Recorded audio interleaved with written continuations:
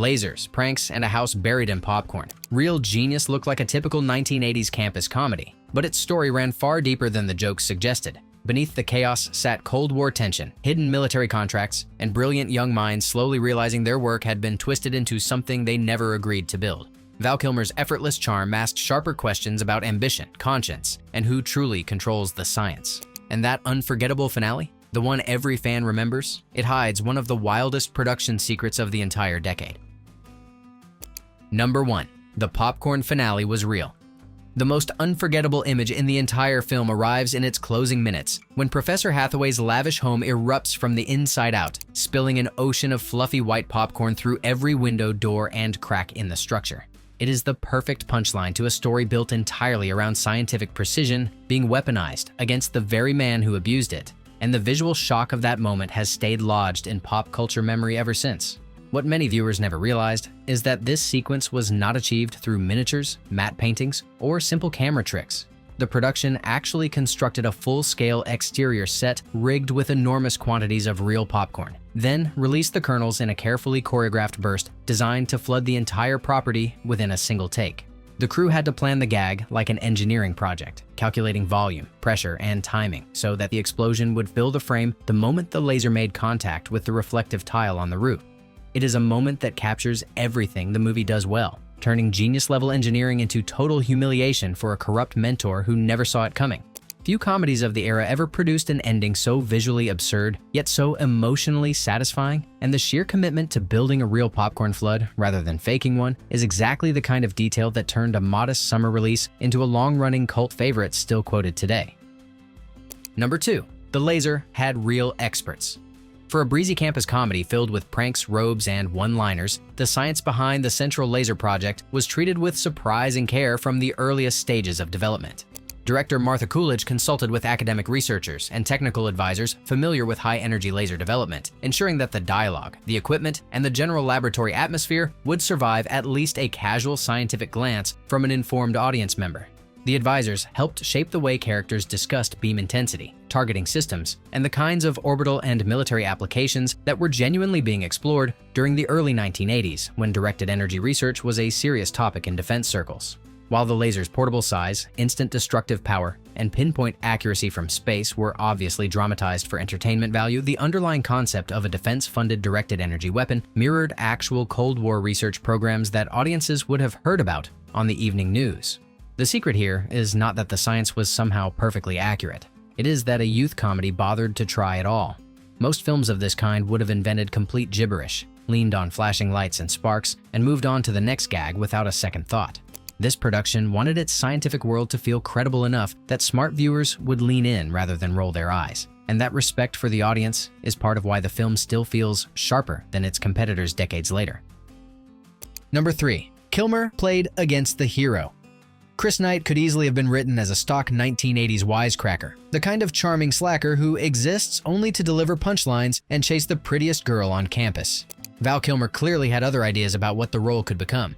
His performance layers the character with exhaustion, sarcasm, intellectual fatigue, and a quiet seriousness that occasionally peeks through the goofy exterior, making Chris feel like an actual person rather than a comedy archetype assembled from spare parts.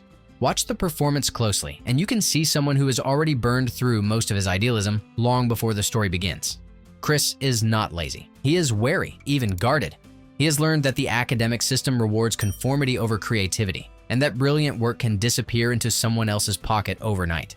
His pranks, his robes, and his absurd lab stunts are how he protects the part of himself that still genuinely loves the work, and Kilmer plays him as a genius who has consciously chosen joy as a form of resistance against the grind. That choice gives the picture its emotional spine and its lasting power. When Chris finally drops the mask in the third act and confronts what Hathaway has actually done with their research, the shift lands much harder because Kilmer earned it through dozens of small, knowing moments scattered across earlier scenes. His relaxed surface style is not the absence of depth, it is the disguise that makes the depth possible, and it remains one of the most underrated comedic performances of the decade. Number 4. Pacific Tech hid Caltech DNA. The fictional university at the heart of this story did not appear out of thin air or spring fully formed from a screenwriter's imagination. Pacific Tech was modeled directly on the culture, reputation, and rich folklore surrounding the California Institute of Technology, an elite institution famous for producing brilliant minds alongside some of the most elaborate, technically ambitious student pranks in all of academic history. Many of the film's strangest background details were lifted almost wholesale from real campus traditions. The obsessive workloads, the unusual hobbies, the high-concept stunts pulled on rival schools, and the casual brilliance of students who barely sleep, yet still manage to dominate their fields. Caltech students have long been known for hacking parade floats, rewriting scoreboards at major sporting events, and turning serious engineering skills toward beautifully ridiculous ends, and the screenplay channels that mischievous spirit throughout every act of the picture. Understanding this connection changes how the campus reads on screen. The eccentric behavior surrounding the dorms and labs is not random sketch comedy. It is a heightened, slightly cartoonish version of an actual intellectual environment where extreme intelligence and extreme silliness have coexisted comfortably for generations.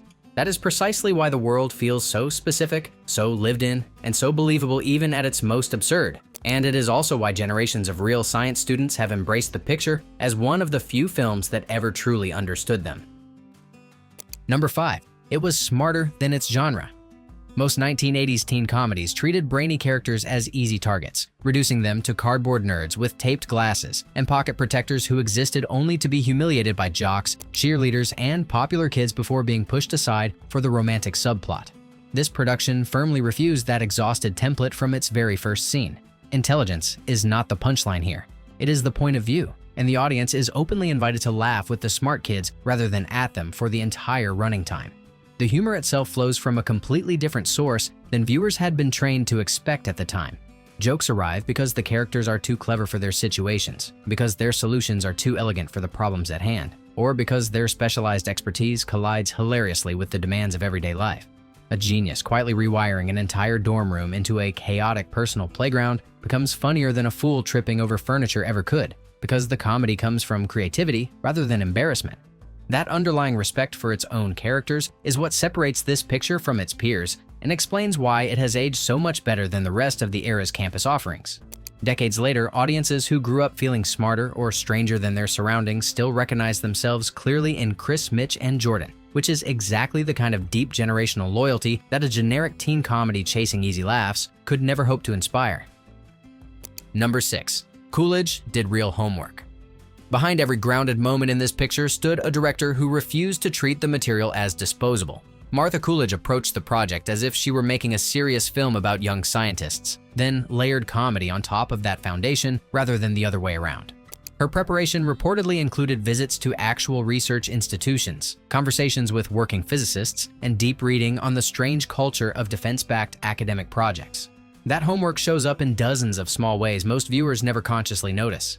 The clutter of the labs feels authentic because real labs are cluttered. The way students talk over each other, half-finishing equations and arguing about side problems, mirrors the rhythm of actual graduate-level research environments. Even the dorm walls covered in formulas, posters, and half-built gadgets feel like spaces that working students would actually inhabit, rather than carefully styled movie sets dressed for the camera. This is the secret weapon hiding inside the picture's relaxed comic surface. The film feels intelligent, not only because its characters are written as intelligent people, but because the world around them was constructed by someone who genuinely cared about getting the texture right. Coolidge brought a documentary-minded curiosity to a genre that rarely receives that kind of treatment, and the lasting reputation of the production owes far more to her diligence than casual viewers tend to realize. Number 7. The dorm was a pressure cooker. Beneath the laser jokes and prank wars sits a surprisingly honest portrait of what elite academic life actually does to young people. Mitch arrives at Pacific Tech as a 15-year-old prodigy and immediately discovers that being the smartest kid in his hometown means nothing in a place where everyone was the smartest kid in their hometown. His loneliness, his sleepless nights, and his constant feeling of being too young for the room form the quiet, emotional engine of the entire story. The picture captures the strain of that environment with real precision. Students mutter to themselves in hallways, work through holidays, and slowly lose track of basic human routines like eating regular meals or sleeping in actual beds. The campus is presented as a playground for brilliant minds, but it is also clearly a place where those minds are being pushed dangerously close to their limits, with faculty members happy to take whatever output they can extract before the next deadline arrives. Once you notice this layer, Chris Knight's behavior begins to look very different. His robes, his stunts, and his refusal to grind himself into dust on demand are not signs of laziness or wasted potential. They are survival strategies developed by someone who has watched what happens to students who give the institution everything it asks for. The contrast between Chris and the burned-out figures lurking in the background is one of the picture's quietest and sharpest observations. Number 8. Lazlo's scam had real roots. The running gag about Lazlo Hollyfeld and his never-ending sweepstakes entries feels at first like pure absurdist comedy, the kind of throwaway joke designed to fill a few seconds between bigger scenes. Look closer and the bit reveals itself as one of the cleverest details in the entire screenplay. Lazlo is not simply mailing in random forms, he is applying genuine probabilistic thinking to consumer contests, exploiting loopholes that ordinary entrants would never notice or bother to calculate. This kind of behavior fits perfectly with the Caltech-flavored world the picture built around its characters. Real elite school students have long been famous for redirecting their formidable analytical skills toward unusual, even ridiculous targets. Whether that means optimizing cafeteria meal plans, reverse engineering vending machines, or finding statistical edges in everyday systems that were never designed to withstand serious scrutiny. The sweepstakes routine sits squarely inside that tradition. The genius of the joke is that it works on two levels at once. New viewers laugh because the scheme sounds ridiculous on its surface, while sharper audience members laugh harder because they understand exactly how plausible the underlying math actually is. Lazlo becomes another quiet example of the picture's central idea, that brilliant minds, given enough free time and not enough purpose, will find increasingly bizarre and rule-bending ways to keep themselves entertained. Number 9. The ice rink saved the movie. Tucked between the chaos of the labs and the escalating tension of the laser project sits one of the picture's gentlest and most necessary scenes. The students take over a closed ice rink in the middle of the night, and for a few minutes the story sets aside its science, its pranks, and its corporate villainy to simply let young people enjoy themselves. It is the kind of breath that a busier comedy would have cut for time. The choice to keep the sequence pays off enormously. Mitch and Jordan find each other in this setting without the picture forcing them into a conventional romantic montage, and their connection grows out of shared strangeness rather than manufactured chemistry. The ice rink becomes a small private world where being odd, sleepless, and overworked stops mattering for a little while, and where being young is finally allowed to feel like a gift rather than a burden. This single scene is doing far more structural work than it first appears. Without it, the picture would be relentless. Joke, prank, lab, joke, prank, lab, and the audience would never quite believe that these characters have inner lives worth defending. The rink sequence quietly grants them that humanity, balances the surrounding chaos with genuine warmth, and gives the third act rebellion an emotional stake that pure comedy could never have produced on its own. Number 10. Lazlo was the darkest joke. What begins as a strange running gag about a mysterious figure who appears from inside a closet slowly reveals itself as one of the saddest ideas the picture ever explores. Lazlo Hollyfeld is not simply an eccentric side character. He is a former student who once stood exactly where Chris and Mitch stand now, and whose brilliance was harvested, exploited, and ultimately abandoned by the same system that is currently pretending to celebrate the new generation. His hidden life behind the closet door functions as a quiet warning that the picture refuses to underline too heavily.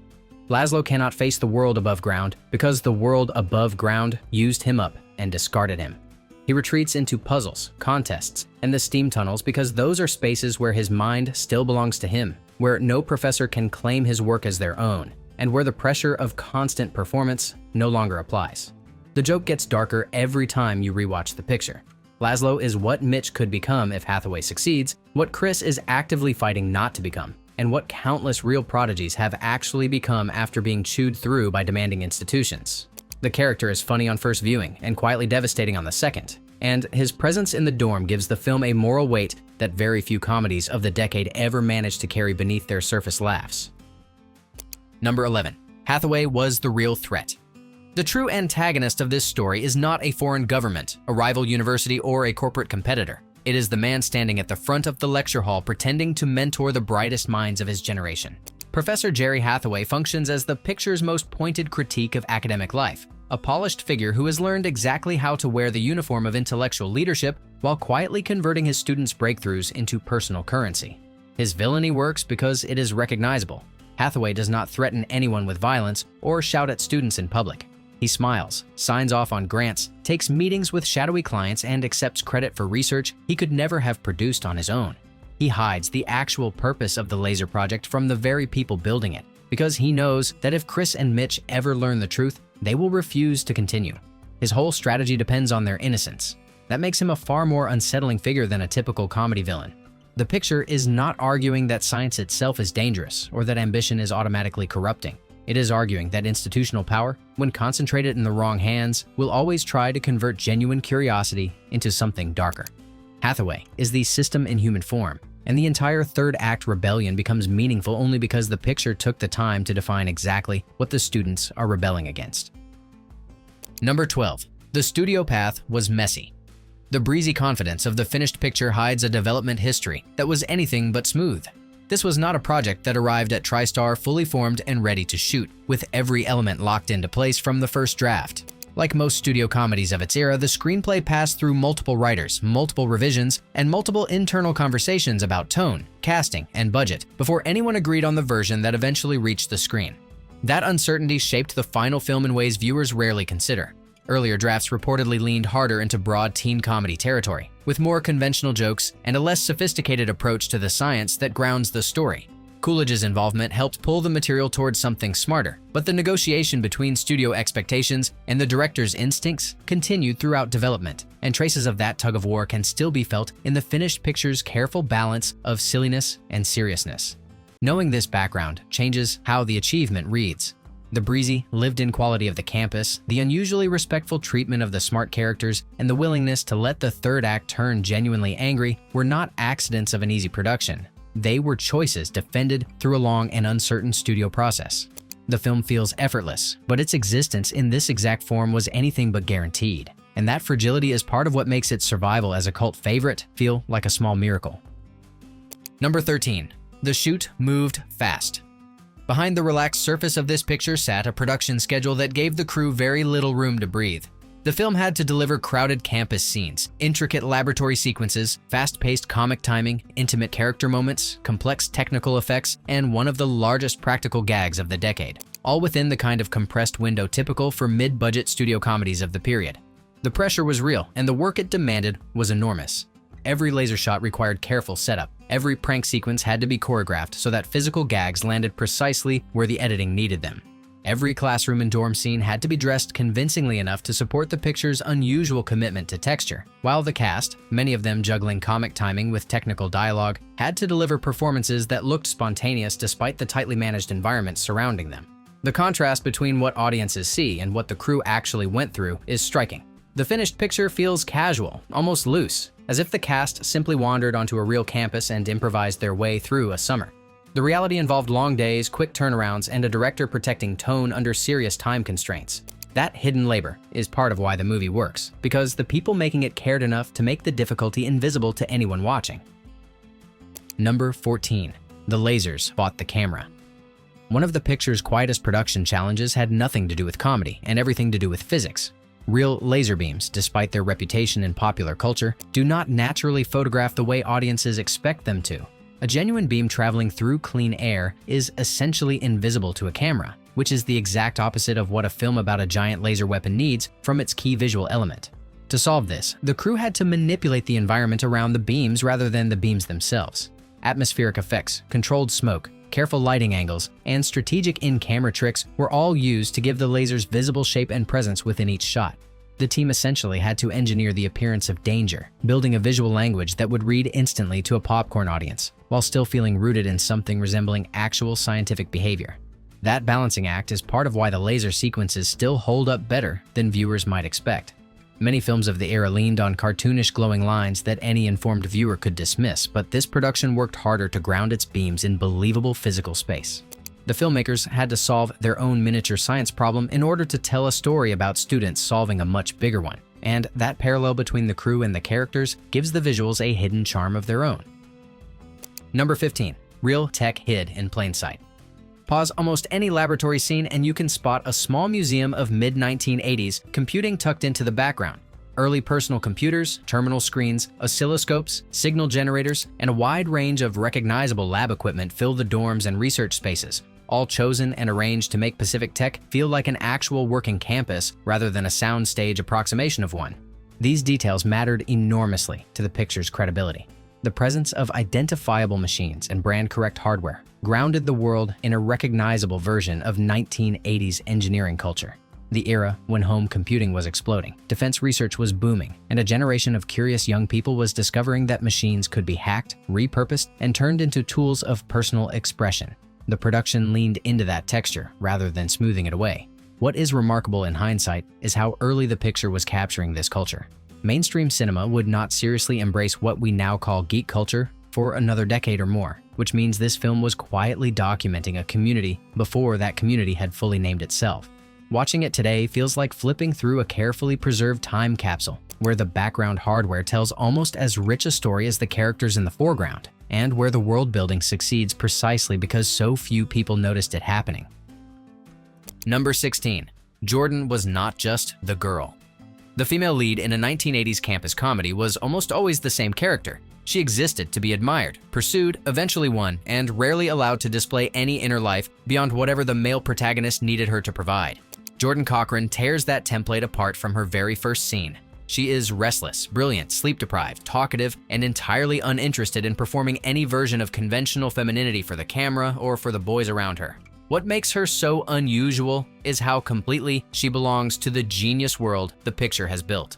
Jordan is not a visitor in this strange academic environment, dropped in to soften the male characters and disappear when the plot demands it. She is one of them, working on her own projects, building her own gadgets, and participating in the dorm chaos as an equal contributor rather than a sympathetic audience. Her energy gives the film much of its unpredictable charm because the audience can never quite guess what she will say or do next.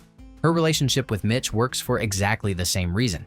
The picture refuses to push them through the familiar romantic comedy beats and instead allows two awkward, overworked young people to find each other through shared strangeness rather than manufactured chemistry. That kind of female character was genuinely rare in the era, and Jordan remains one of the most quietly progressive creations in the entire 1980s teen comedy landscape, even if the picture never makes a fuss about it. Number 17. Hathaway felt too real. A villain only works if the audience can imagine actually meeting him, and William Atherton built this antagonist with exactly that kind of unsettling familiarity. His Hathaway is not a mustache-twirling cartoon or an obvious monster signaling his evil from the first frame. He is polished, articulate, professionally dressed, and entirely believable as a tenured professor who could walk through any real university hallway without raising a single eyebrow. The performance succeeds because Atherton understood the specific texture of academic vanity. He delivers selfish decisions in a calm, reasonable tone of voice, reframing exploitation as mentorship and treating his own ambition as a kind of generosity toward students lucky enough to work under him. Every smile is calibrated, every reassurance carries a hidden edge, and the slow tightening of his grip on the project is communicated through small choices rather than melodramatic outbursts. That restraint is exactly what makes him so satisfying to watch fail. When the popcorn finally erupts and his carefully maintained image collapses across his lawn, the moment lands harder because Atherton spent the entire picture making Hathaway feel like a real institutional figure rather than a comic invention. The performance separates cleanly from the broader theme of academic corruption. The system would still be the villain without him, but Atherton's specific work is what turns that idea into a person the audience desperately wants to see humiliated. Number 18. The song locked in the ending. Music does an enormous amount of quiet work in this picture, but no choice resonates more than the use of "Everybody Wants to Rule the World" across the closing sequence. The Tears for Fears track had already become a defining song of the mid-1980s by the time the film arrived in theaters, and its presence over the finale instantly elevates the popcorn chaos into something that feels iconic rather than merely silly. The lyrical content is the secret of why it works. The song is not a celebratory victory anthem or a generic feel-good cue. It is a moody, ironic meditation on power, control, and the human urge to dominate, which lines up perfectly with everything Hathaway represents and everything the students have just rebelled against. The picture chose a song about ambition and used it to score the destruction of an ambitious man's life, which gives the ending a thematic punch that pure instrumental music could never have produced. That single needle drop turned the closing minutes into one of the most fondly remembered finales of its decade. Audiences left theaters humming the melody, and home video repeat viewers grew up associating the song with an image of justice delivered through absurdity. It is a textbook example of how the right piece of music can permanently fuse itself to a film, and the reason so many viewers still cannot hear the opening chords without picturing a house slowly filling with popcorn. Number 19. It was no instant giant. The cult reputation this picture enjoys today can make it easy to forget that the original theatrical release was a fairly modest affair. The film opened in the crowded summer of 1985, surrounded by louder, bigger, and more heavily marketed competitors, and it did not detonate at the box office in the way some of its contemporaries did. Audiences enjoyed it, critics largely respected it, but no one walked out of opening weekend declaring that a generational classic had just arrived. The real growth happened slowly, in the quieter spaces where cult films are actually built. Cable television rotations exposed the picture to viewers who would never have caught it in a theater, and home video rentals gave fans the chance to watch it repeatedly, catching jokes they had missed and noticing background details they could never have absorbed on a single viewing. Each rewatch deepened the loyalty, and word slowly spread through dorm rooms, workplaces, and engineering departments across the country. That underdog trajectory mirrors the story the picture itself tells. The students in the film win, not by overpowering their opponent in a single dramatic stroke, but by quietly outlasting him, by being smarter and more patient than the system expects them to be. The movie's own journey from modest summer release to permanent cult favorite follows the same arc, and that parallel between the rebellion on screen and the rebellion in the audience is part of why the film inspires such durable affection decades later. Number 20. Critics spotted the genius. While the picture did not arrive accompanied by a marketing tidal wave, a number of working critics recognized very quickly that something unusual was happening on screen.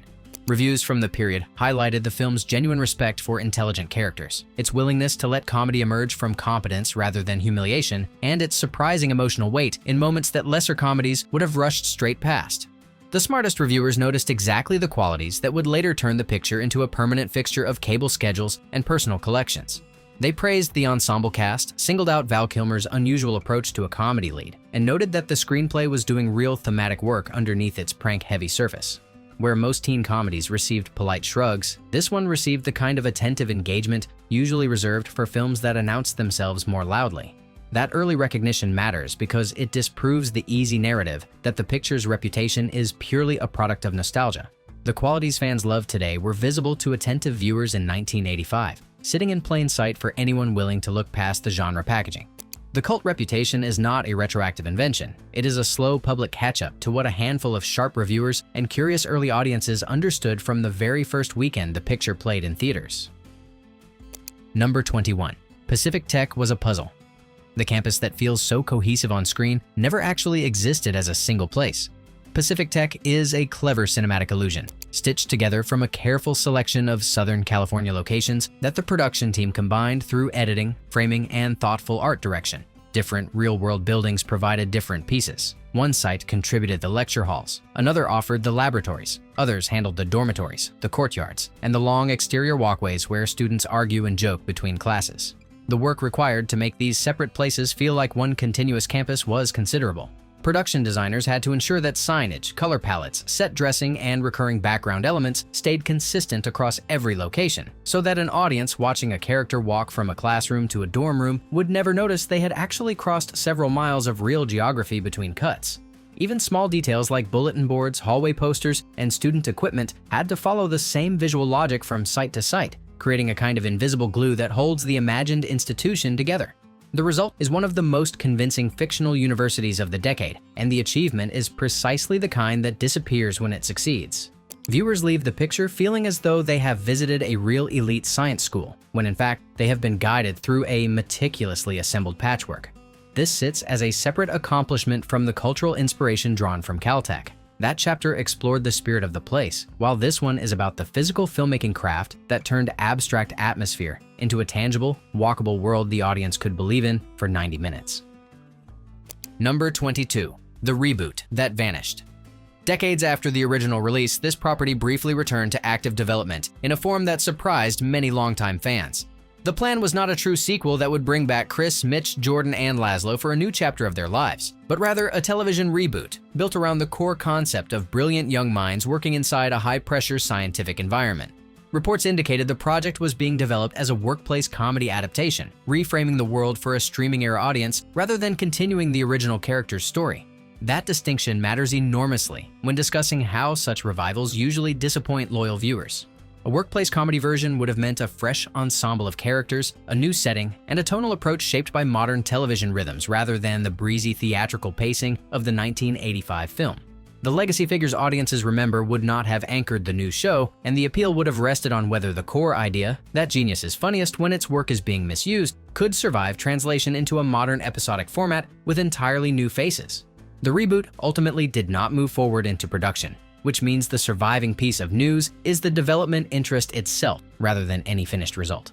The secret embedded in this chapter is what the attempt actually proves about the original picture.